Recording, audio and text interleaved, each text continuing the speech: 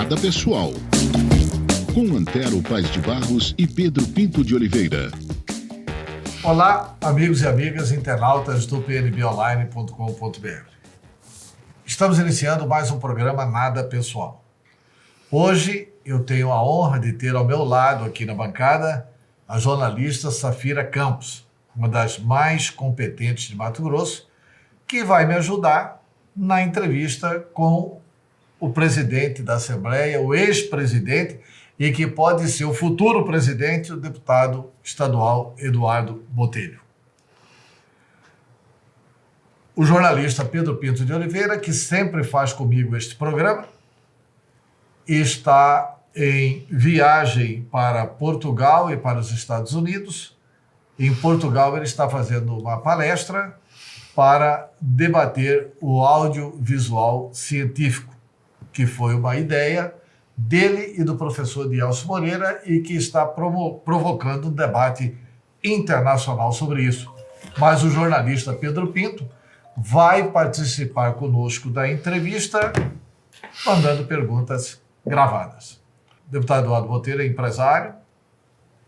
é empresário bem-sucedido na área do transporte coletivo, na área de empreiteiras, e ele foi proprietário da empresa Nhambiquara, e o deputado Eduardo Botelho já foi 2 vezes presidente da Assembleia Legislativa do Estado de Mato Grosso.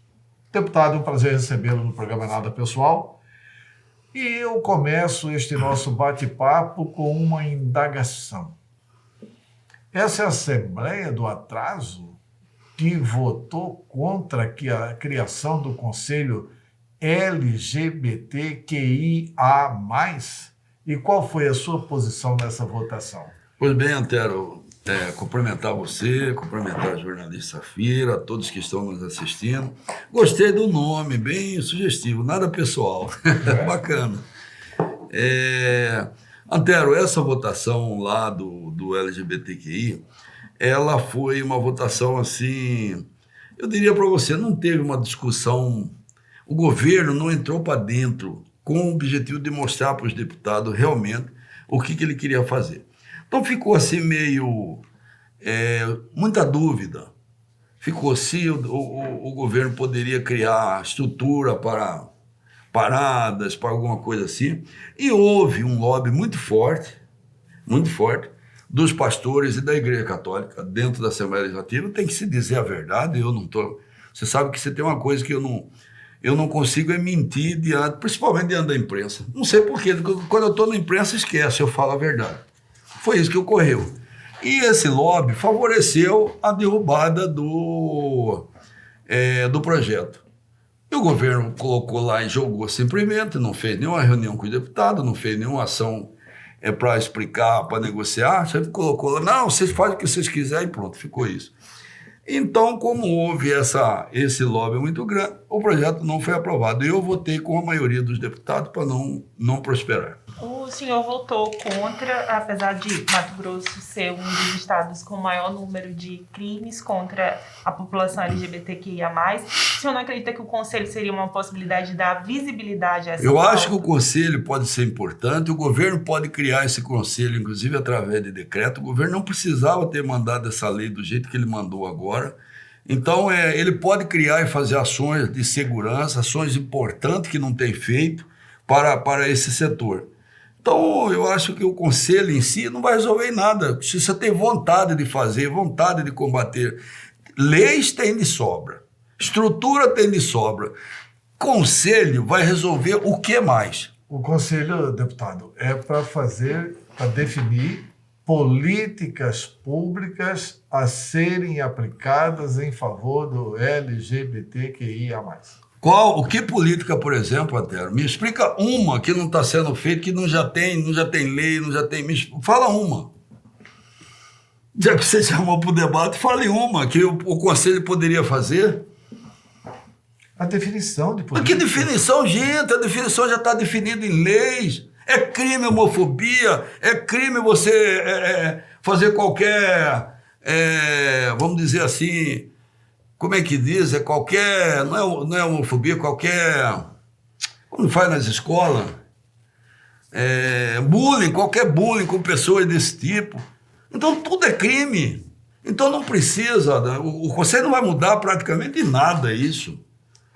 Agora, se você quer colocar, não, o conselho, não vai. Se você tem vontade de fazer, faça. A estrutura tem, lei tem, o Estado tem todas as ferramentas para fazer e eu acho que tem que fazer. Mas, deputado, há o conselho, por exemplo, de proteção à mulher, de direitos raciais. Esses conselhos têm sua importância e seu valor. Por que o LGBTQIA+. Eu acho que é muito importante. Esses conselhos são importantes. Mas eu vou dizer uma coisa para você. Diminuiu o crime contra as mulheres? Não diminuiu. Por isso que eu estou dizendo para você, o conselho ele é importante, mas não é fundamental.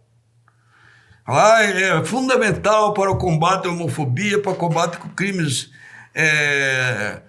de racismo, de alguma coisa assim? Não, não é. O Estado tem ferramentas suficientes para combater isso. Porque você falou aí da Igreja Católica. Quem da Igreja Católica que participou desse lobby?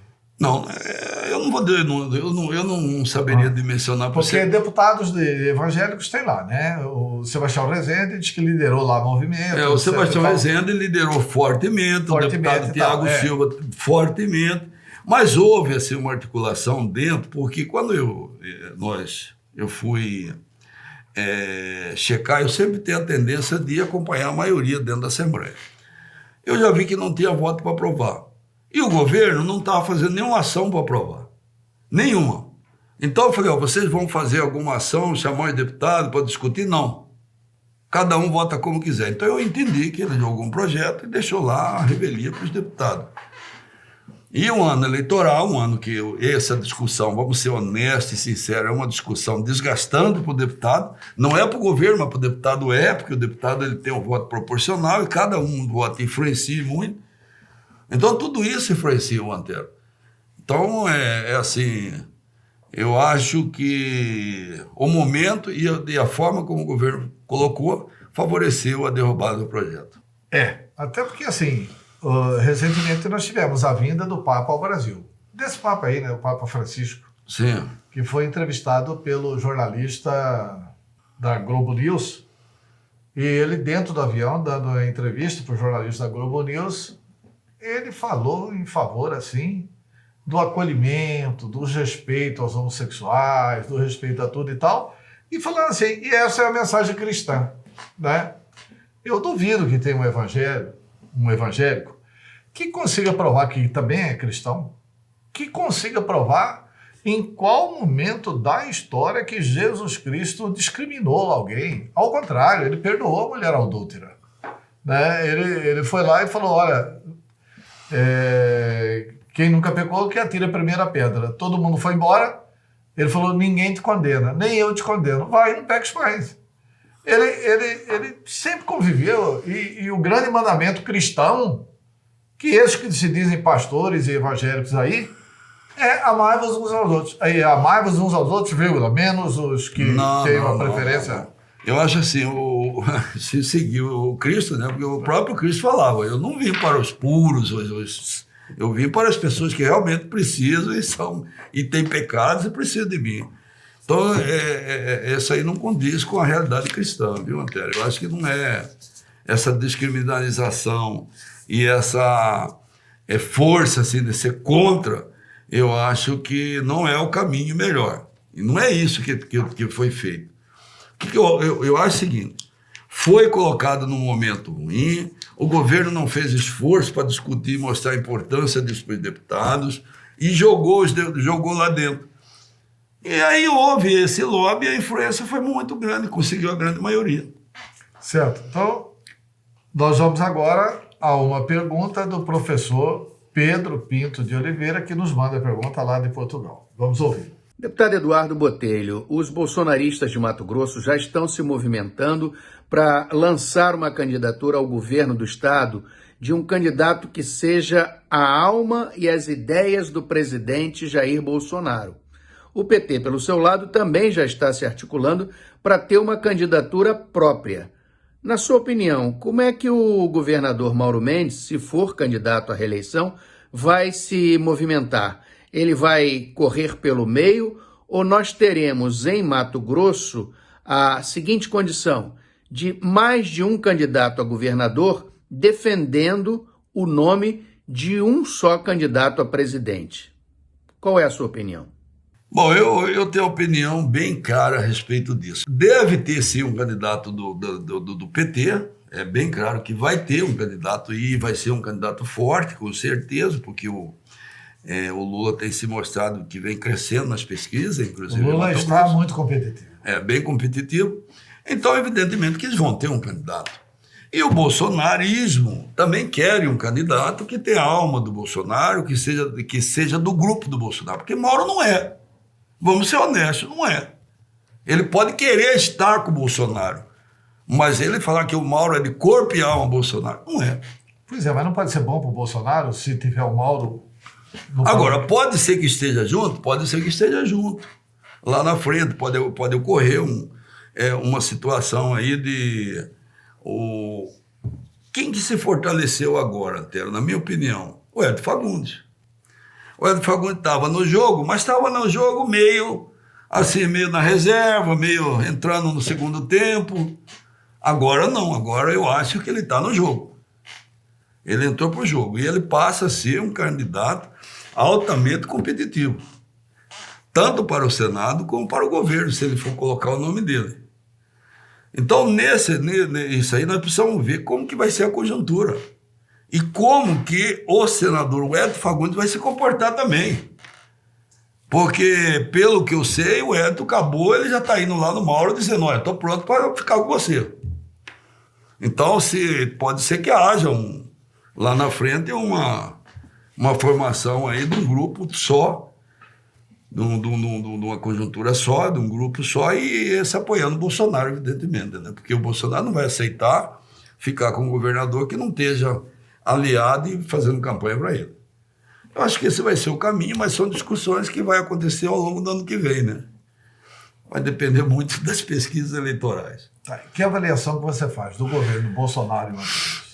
Olha, não é assim, da aprovação do Bolsonaro, se ele é líder, se ele está bem na pesquisa, não é isso. Quero saber o seguinte, a avaliação das ações do governo dele em Mato Grosso. Olha, eu acho que para o agronegócio tem sido bom. As ações que ele tem feito para o agro, as ações que ele tem feito em relação ao meio ambiente, algumas tentativas de destravar as coisas, tem sido importante. Mas eu acho que, no geral, o Bolsonaro, que é a minha opinião, que eu acho que o Bolsonaro errou ao não fazer, Antero. O que ele mais pregava na campanha? Era a diminuição do tamanho da máquina pública. Nós temos a máquina pública mais cara do mundo. E essa era uma das promessas de campanha dele. E muitos empresários, muitas pessoas votaram nele e acompanharam ele acreditando nisso. Eu acho que isso ele não fez. Nós continuamos tendo uma máquina inchada, nós continuamos tendo um Estado que continua sendo dono de tudo, dono de correio, dono de petróleo, dono de combustível, dono de posto, dono de tudo. Então, isso que eu acho, assim, na minha opinião, ele não fez. No geral, ele não fez. Eu diria, para o Mato Grosso, ele não fez obra, ele não fez grandes obras, mas para a economia de Mato Grosso, para o agro, ele foi bom. Deputado, o senhor mencionou a pauta ambiental, né, o destrave de algumas situações, mas o posicionamento do Bolsonaro é visto muitas vezes como uma implicação para essa imagem do agronegócio brasileiro, como prejudicando a imagem do agronegócio brasileiro. O senhor tem essa visão? Qual a sua opinião com relação a isso? Eu acho que é mais pelo que ele fala do que pelo que ele fez, né? Eu emendo com o embargo da China, que, enfim, prejudicou a carne brasileira. A pecuária, né? A pecuária, pois é. Uma grande... Mas o que acontece? Ele mais falou do que fez. Então, o que mais prejudicou foi mais o que ele falou. Porque o que ele fez, ele falava em relação às multas exorbitantes que o pessoal do meio ambiente vem dando. O cara chega lá numa propriedade de 1.000 hectares, chega lá da multa de 20, 30 milhões, vai socar na multa. Vai fazer essas coisas que precisa mudar. Então não dá, e tudo é travado. E essa defesa que o Bolsonaro tem feito em relação ao meio ambiente, eu acho que era positivo. Agora, ele falou demais e prejudicou até, por exemplo, falar contra a destruição de trator de gente que está invadindo a área. Ora, tem que destruir mesmo, o cara está lá invadindo a área indígena, não sei o quê, fazendo mineração. Então, essas coisas que prejudicou mais o que ele falou do que ele fez. E na questão da pandemia, não prejudicou muitas vidas, não? Mas lógico, a pandemia foi, na minha opinião, foi o grande ponto baixo do Bolsonaro. Eu, se fosse presidente, eu chamaria todos os governadores, os prefeitos. Gente, nós estamos numa guerra. Nós temos um inimigo comum. Agora, daqui para frente, é todos juntos contra esse inimigo, que é o vírus, que é o coronavírus. Vamos fazer... Ele não fez isso. Começou com briguinha aqui, com briguinha ali. E isso atrapalhou, e muito. E, principalmente, a negação em relação à vacina, em relação à necessidade de vacinação. Então, isso aí não tem dúvida, Antero, que houve, sim, prejudicou a imagem dele também. Por isso que ele não está... O Bolsonaro era para estar com 60%, 70% aí. Tá. E com relação ao governo Mauro Mendes, que avaliação que você faz do governo Mauro Mendes? Positiva, principalmente sobre o aspecto gerencial do Estado, que ele pegou um Estado em que precisava fazer a sua recuperação fiscal, um Estado em que que ele arrecadava não dava para pagar nem as suas despesas correntes, e fez um trabalho muito grande em cima disso. E contou com a Assembleia Legislativa, porque se não fosse a coragem da Assembleia de estar lá invadida, sitiada, votar todos os projetos, esse governador Mauro Mendes não estava hoje como ele está aí, sentado na cadeira, bonito, distribuindo obra para todo lado. Mas precisou dele também, da coragem dele ter mandado, né, Antero? Pois é, mas precisou de um desgaste dele, ele teve coragem de mandar e sofreu desgaste por isso. Teve coragem e mandou. E vocês também tiveram desgaste. Isso que eu estou dizendo. E a Assembleia Legislativa fez todo esse enfrentamento. Teve coragem também de aprovar. Aprovou até, que eu estou dizendo, cercada, invadida, sitiada, e mesmo assim aprovou a lei sob vaia, sob pedra, aprovou as leis que eram importantes para esse momento. Então, e aí o Estado está arrumado. O Estado hoje está em condições de fazer obra, de... Tá. E na época que a Assembleia enfrentou isso, teve sitiada, e a turma vaiava, e xingava lá de cima, e jogava moeda lá de cima, e xingava deputado, etc. e tal. Nessa época o presidente da Assembleia era o senhor. E agora o Max Russi está na presidência da Assembleia. E dizem que o governador Mauro Mendes e mais o empresário Era Imagem foram os responsáveis por uma visita ao Supremo Tribunal Federal para tentar evitar o senhor de voltar para a presidência da Assembleia. Como que o senhor recebe tudo isso de informação? Olha, Antero, a política ela é um ponto que eu já entendi o seguinte: você tem que entrar na política sabendo que ela é um lugar que você tem algumas alegrias e muitas dissabores. Então, eu não quero acreditar que o governador Mauro Mendes foi junto. Agora, o Eraí é normal, eu não vejo nada de anormal nisso. Ele não tem uma certa... Peraí, mas não é anormal Eraí e pedir para um ministro do Supremo para julgar uma coisa de acordo... Se é que ele foi, até. Eu falo assim, eu não sou amigo dele. Não tenho nada contra Eraí. Muito pelo contrário. E ele sempre acha que eu sou inimigo dele. Não sou. Eu acho que ele é um empresário, um ícone do empresariado do Mato Grossense. É um exemplo de pessoa que saiu lá de baixo e ficou bilionário, está aí lutando e trabalhando mesmo, porque ele é muito trabalhador. O que eu falo é contra uma atividade que é subsidiada, uma atividade que recebe um monte de benefícios, e ela começou lá atrás e hoje não precisa e continua do mesmo jeito. É essa que eu falo. E sobre a concentração excessiva na mão de alguns. Porra, um cara que planta 500 mil hectares, ele é um país, cara. Ele é um país. A Holanda tem, acho que, 700, 800 mil. Então, ele é quase o tamanho de uma Holanda, só dele plantando. Então, é essas coisas que eu falo. Então, tem que haver... Você já viu falar de alguém que planta isso nos Estados Unidos? Não. Sabe por quê? Porque lá tem... Lá o cara começa a pagar imposto progressivo. Então é isso que eu estou dizendo aqui. Eu faço uma pergunta para você. Quando ele vai comprar uma caminhonete, ele usa o desconto? Usa. Ele entra lá, ó, eu sou empresário rural, não sei o quê, produtor, eu quero meu desconto, tal, recebe desconto. tudo que ele vai fazer é praticamente subsidiado. Então, é isso que eu falo, não contra o Eraí, nem contra o Braga, eu nem conheço eles direito, não tenho nada para ser contra eles, você sabe? Mas ele entende que eu sou adversário dele. Então, paciência. Tá, deputado, não é nada pessoal. Aliás, o nome do programa é Nada Pessoal. Mas, assim, o senhor disse aqui no início da entrevista que o senhor sempre usa de muita sinceridade. Quando você dá entrevista à imprensa, você fala a verdade. Sim. Então, põe o coração na boca aí. Fala a verdade. O senhor está magoado com o Mauro Mendes por causa dessas ações para, pelo menos, colocar aí umas barreirinhas para não voltar para a presidência da Assembleia? Não, eu conversei com o governador, ele me negou isso muito forte, disse que ele não interferiu. Eu nunca pedi para o governador, pedi para o governador. Cheguei lá e falei, governador, eu quero que você me ajude a votar. Nunca fui, nenhuma vez. Quando aconteceu a primeira vez, o governador Mauro Mendes falou para mim, o que nós podemos fazer para você ficar na presidência? Eu disse, eu acho que nada, porque o Supremo, ninguém não pode fazer nada contra eles. Eu acho que não tem o que fazer. Pensava eu, né? Então, essa foi a nossa conversa. Nunca mais eu conversei com ele, nunca pedi nada para ele. Simplesmente perguntei, você está? Ele negou que não. Que ele não está, eu quero, pelo menos, eu quero acreditar nisso, que ele não está interferindo nisso, nem de um lado, nem de outro. E a verdade é o seguinte, o que nós estamos querendo, Antero, em relação a isso, só para encerrar essa discussão?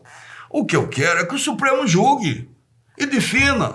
Se for para ficar Max, que fique ele, não tem problema, mas julgue. Por que não julgar e ficar segurando o processo? Então, esse é o único pedido que nós estamos fazendo. Que julgue. E se definir, não, a eleição de Max foi feita, não sei o que, sob uma liminar, mas ele tem que ficar, que fique, tá bom. Não, vai ficar Botelho, então resolva isso, porque esse processo aí ele é ruim para mim e é ruim para o Marx. Porque na Assembleia está com um presidente e um possível presidente. E isso é ruim. Porque você sabe que o poder ele é mais fraco do que a expectativa do poder. Então isso é ruim para o próprio Marx, essa posição. Então, é muito importante. É melhor sanar a dúvida, né? É melhor sanar a dúvida. É isso que eu estou defendendo, que se julgue. Deputado, agora passando para uma outra pauta, eu queria ouvir do senhor um pouco sobre a União Brasil, sobre o partido, essa fusão do DEM com o PSL. Qual a expectativa para 2022, assim, num panorama nacional e principalmente no panorama estadual? Bom, no panorama nacional nós ainda estamos acompanhando, né? Nós estamos vendo como é que vai ser essa construção. As conversas iniciais eram no sentido de buscar um candidato que pudesse ser uma terceira via. E nisso, evidentemente, que seriam colocados alguns nomes, como o ex-ministro da Saúde, o Mandetta, e outros nomes que poderiam vir. Então, esse foi colocado lá. E a discussão que teve foi o seguinte, se caso não arrumar candidato e não ter aliança, o que pode acontecer lá na frente? Eu acho muito ruim para o partido isso. Liberar, quem quiser apoiar Bolsonaro, apoia, quem quiser apoiar Lula, apoia, quem quiser liberar o partido. Essas foram as primeiras conversas. Então, assim, o que eu vejo, assim? Eu estou vendo que não vai encontrar esse nome ainda. Eu acho que não, porque o Mandetta já está meio recuando. Parece que está tendo muita conversa do União Brasil com o Moro. Eu não vejo assim... Inclusive com possibilidade de definição nacional na próxima semana. Existe essa possibilidade. Eu, por exemplo, particularmente, Eduardo Botelho, não apoio o Moro, hipótese alguma. Fazer o que ele fez hoje, por exemplo, Antero. Ele foi fazer um comentário hoje dizendo que o Bolsonaro, quando ele era ministro, ele viu o Bolsonaro comemorando a vitória de Lula. Ora, se você é ministro de um cara, você não pode falar nunca o que aconteceu ali dentro, você tem que ser fiel àquilo que estava ali, e a sua amizade que você tinha, e aquela união que você estava naquele momento. Se eu passasse o seu inimigo, Antero, daqui para frente, é daqui para frente. Tudo que nós fizemos até agora é da nossa amizade, tem que ser respeitado. Então ele é um cara que não respeita nem isso. O que esse cidadão vai respeitar? Nada. Então, Botelho, Esquece, pode União Brasil ir, não teria coragem de pedir voto para uma pessoa desse tipo, que não respeita nem o amigo dele naquele momento e como ele estava como ministro, que você tem que ter um juramento de lealdade ali para o presidente. O senhor tem uma votação grande aqui na Baixada Cuiabana, né? Cuiabá, Várzea Grande, Livramento, Poconé, Barão do Belgaço, onde o PT sempre foi muito bem votado e onde o PT sempre pontua muito bem nas pesquisas. E, por outro lado, o senhor também é deputado de um estado onde o presidente Bolsonaro é muito bem avaliado, principalmente nas cidades dominadas pelo agronegócio, né? E aí, entre Lula e Bolsonaro? Com Moro você já não vai, nem se União Brasil for. E entre Lula e Bolsonaro? Não, nós vamos aguardar essa situação até, porque nós não estamos assim... Nós não temos bem essa definição ainda, se o partido vai ficar com um, vai ficar com o outro, ou nós vamos com o Bolsonaro, ou vamos com o Lula. Eu acho assim, os dois candidatos têm chances reais e é bem possível que essa definição vai ser feita só no segundo turno. Então, tudo pode ocorrer, eu não vou tomar uma posição agora, nem... Não é hora. Não é hora. Deputado Botelho, vamos a mais uma pergunta do jornalista Pedro Pinto de Oliveira. Deputado Eduardo Botelho, há algum tempo se especulou de que o governador Mauro Mendes, caso seja candidato à reeleição, que ele deveria escolher algum deputado da Assembleia Legislativa para ser o seu vice, copiando o gesto que fez o então governador Blairo Maggi na sua reeleição, quando ele escolheu como vice o então deputado Silval Barbosa. Isso pode acontecer novamente com a escolha de um deputado estadual, de uma deputada estadual, para ser vice numa campanha de Mauro Mendes à reeleição? Sim, pode. Eu acho que se fosse fazer justiça a tudo que a Assembleia Legislativa fez para viabilizar esse governo, ele teria sim que discutir isso com os deputados. E o que eu tive uma conversa com ele? Essa conversa foi feita entre eu, Max e ele, e o governador Mauro Mendes. Governador, se o Piveta for o seu vice, manter do jeito que está aí, beleza, não vamos discutir. Se não ficar o Piveta... Piveta parece que abriu mão, né? Nós queremos que essa discussão passe pela Assembleia Legislativa. Não que necessariamente seja um deputado, mas envolva os deputados nessa discussão. E aí, evidentemente, que pode ser um deputado, pode ser o Max, pode ser Janaína, pode ser o Botelho. Pode ser o Botelho, pode ser qualquer um. Mas essa foi a conversa. O governador disse o seguinte para nós: se não for o Piveta, eu prometo que vou conversar com vocês e vou envolver sim a Assembleia nessa discussão. Então, pronto. Para mim, o que está valendo é isso. Se o Piveta não for e o Mauro honrar a palavra, ele vai chamar os deputados para conversar. Então...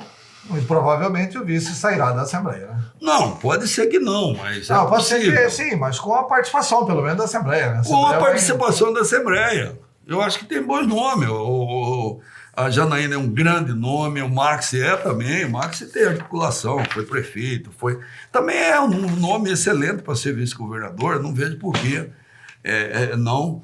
E...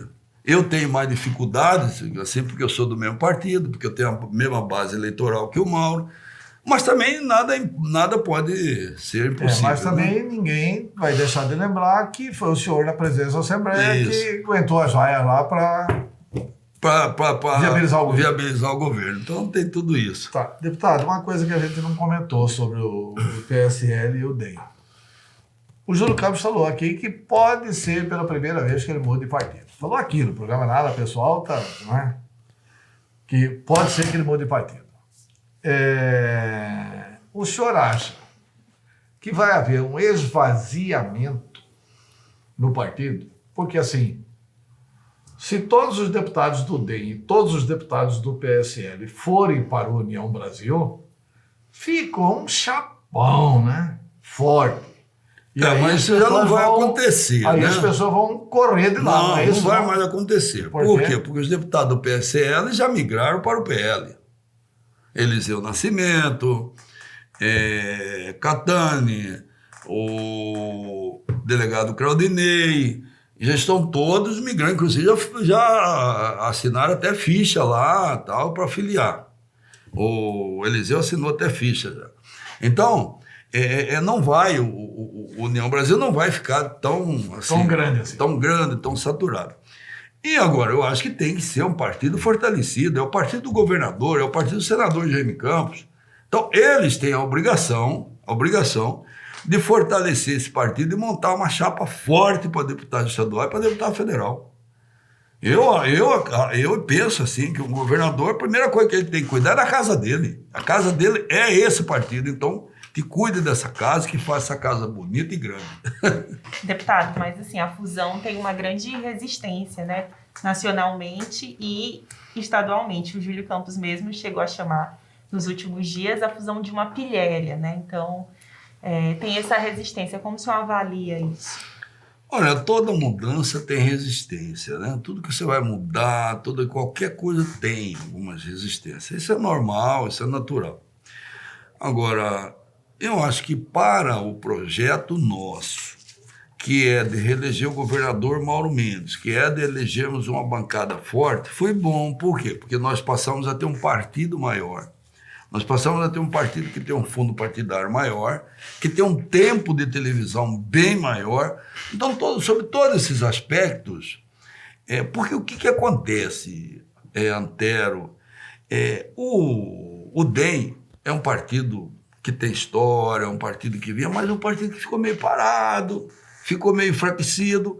E o PSL é um partido que não tinha nada disso, mas teve um crescimento formidável junto com o Bolsonaro.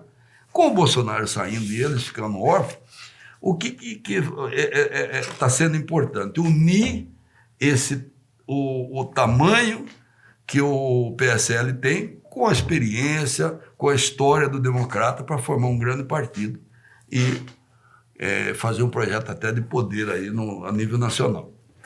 Então, sobre esse aspecto, eu acho que aqui em Mato Grosso, para os objetivos do partido, do Democrata, foi importante essa fusão. Eu acho que o Democrata ganhou com essa fusão. Tá. Deputado, tem uma questão aí que foi muito levantada pelo senhor, inclusive, em desfavor de alguns secretários. Vocês estão achando que os secretários têm que entregar os seus cargos não, eu não estou achando para poderem disputar a eleição de deputado estadual ou de deputado federal, porque senão não tem paridade de armas, etc, etc. O senhor já se manifestou nisso na imprensa? Não se manifestei. A imprensa colocou de forma... então a imprensa colocou errado. Colocou errado. Eu disse o seguinte: o senhor é contra ou a favor? Eu disse: eu vou acompanhar o que a maioria dos deputados decidir. Se a maioria decidir que tem que sair, eu vou acompanhar. Se decidir que não. Agora, o dia que tiver essa reunião, eu vou ter o meu voto. Eu vou dar o meu voto lá. Eu não acho que ele vai mudar muita coisa. Não vai mudar praticamente nada. O cara sair no início de janeiro ou sair em março. Para mim, não vai alterar em nada isso. Então, agora, alguns deputados entendem que sim, isso pode ser até a maioria. E o que perguntaram para mim, aí distorceram toda a matéria. Dizendo, Botelho está cobrando, Botelho está falando secretário. O problema da gente fazer essa entrevista e depois escreve até é isso. Eu não cobrei nada, eu disse que a minha posição ia ser de acompanhar a maioria, e ele perguntou, mas o senhor acha que secretário tem vantagem? Eu falei, secretário sempre tem, porque ele é executivo, ele está lá fazendo, está tocando, então tem esse trabalho que ninguém discute. Foi essa posição. Agora, não quer dizer que eu estou cobrando saída de ninguém, ou que tem que sair. Para mim, se deixar, se ficar ou não sair, está tudo bem, não tem problema nenhum. Agora, eu acompanho a maioria dos deputados, eu sou defensor, eu entendo a minha posição como um defensor da casa também. Então, é defender o que a maioria dos deputados decidiu. Deputado, nos últimos dias o senhor colaborou aí para uma aproximação entre o prefeito em exercício, o Estopa, e o governador Mauro Mendes. E aí teve a volta do Emanuel Pinheiro à prefeitura. Como o senhor avalia esse retorno do Emanuel Pinheiro? Eu acho que aquele momento, a aproximação do Estopa com o governo foi importante. E o Estopa diz que o Manuel está disposto a continuar Sim, essa aproximação. eu acho que o governador o também. senhor é favorável? Sou favorável, claro. E o governador tem que também abrir, porque essa pode prejudicar a população, prejudica Cuiabá. Então, nós não podemos deixar. Eu não gosto do centro, mas isso não pode atrapalhar. Mas isso não é verdade. Né? Não, muito pelo contrário. Eu gosto muito de você. É lógico. Mas se eu não gosto de você, não pode atrapalhar uma relação, por exemplo, que você tenha com a Assembleia Legislativa, não. Muito pelo contrário, tem que ser institucional e acabou. Você entendeu? Então, principalmente quando é o povo, é Cuiabá.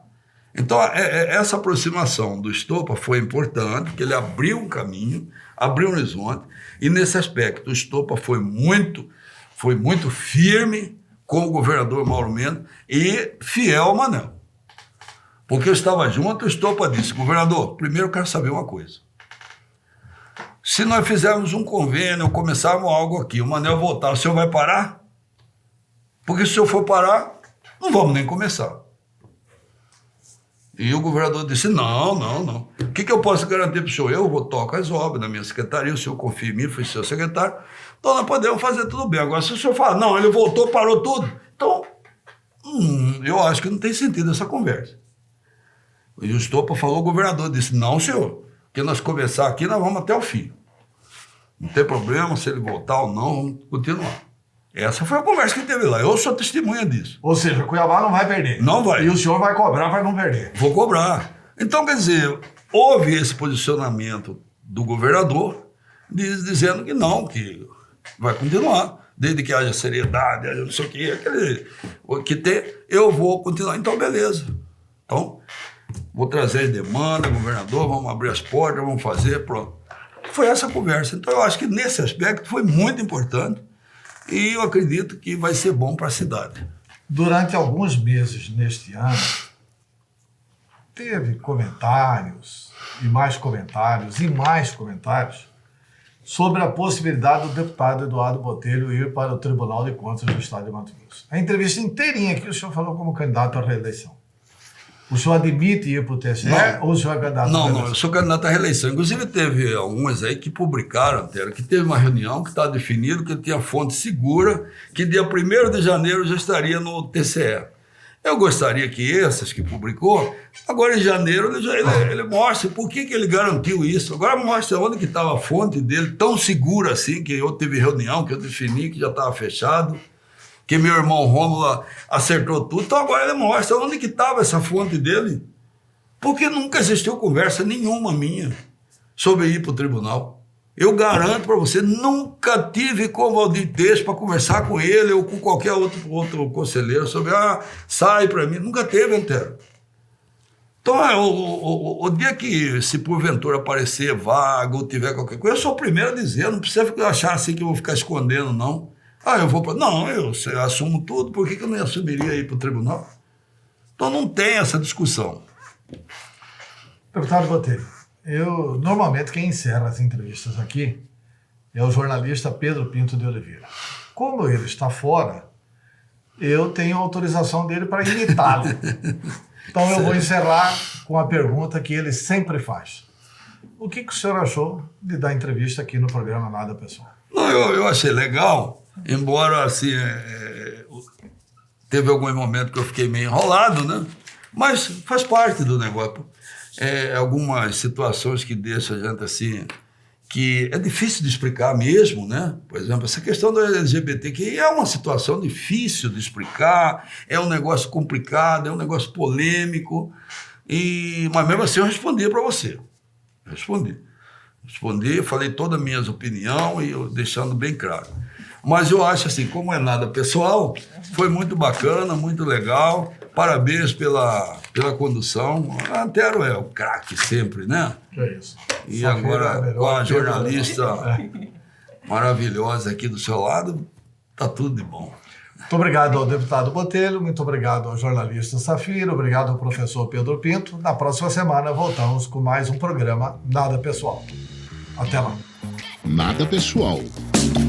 Com Antero Paz de Barros e Pedro Pinto de Oliveira.